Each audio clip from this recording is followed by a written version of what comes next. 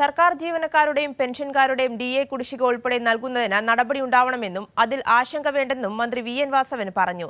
Kerala state service pensioners union സംസ്ഥാന സമ്മേളനം കൊല്ലത്ത് ഉദ്ഘാടനം ചെയ്യുകയായിരുന്നു അദ്ദേഹം. ശമ്പള പരിഷ്കരണ ആവശ്യവും സർക്കാർ പരിഗണിക്കും. ഇനി എല്ലാ മാസവും സാമൂഹ്യക്ഷേമ പെൻഷൻ നൽകും.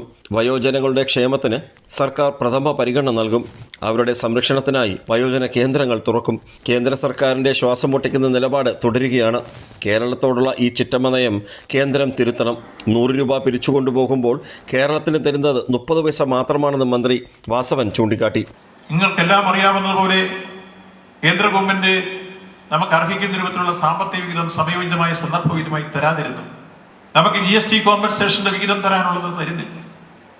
റവന്യൂ കമ്മിയുടെ സബ്സിഡി തരാനുള്ളത് നമുക്ക് തരുന്നില്ല. വായ്പ എടുക്കാനുള്ള പരിധി വെട്ടിക്കുറയ്ക്കുന്നു, അത് ഉയർത്തിത്തരുന്നില്ല. IGST കോമ്പൻസേഷൻ നമുക്ക് തരുന്നില്ല. നെല്ല് സംഭരണത്തിന്റെ വിഹിതം തരാനുള്ളത് തരുന്നില്ല.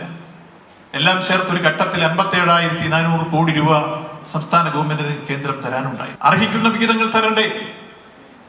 ചിറ്റമനയം സ്വീകരിക്കുന്നു കേരളത്തോട്. എല്ലാ രംഗത്തും വിവേചനപരമായ സമീപനം. നമ്മുടെ 100 രൂപ ഇവിടുന്ന് പിരിച്ചോട്ട് പോകുമ്പോൾ നമുക്ക് തിരിച്ച് 30 പൈസ തരുന്നു. തെറ്റായ പ്രവണതകൾ ഉയർത്തിക്കൊണ്ടുവന്ന് ഭരണഘടനയെ വെല്ലുവിളിച്ചവർ ലോക്സഭാ തെരഞ്ഞെടുപ്പിന് ശേഷം ഭരണഘടനയെ കെട്ടിപ്പിടിച്ച് ആണയിടുന്ന അവസ്ഥയിലെത്തി.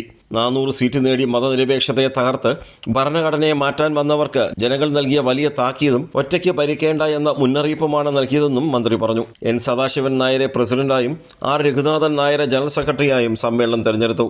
K സദാശിവൻ നായരാണ് ട്രഷറർ. സമാപന സമ്മേളനം മുഖ്യമന്ത്രി ഉദ്ഘാടനം ചെയ്യും. K വരദരാജൻ, കൊല്ലം ജില്ലാ പഞ്ചായത്ത് പ്രസിഡന്റ് PK ഗോപൻ തുടങ്ങിയവർ പങ്കെടുത്തു. കൈരളി ന്യൂസ്, കൊല്ലം.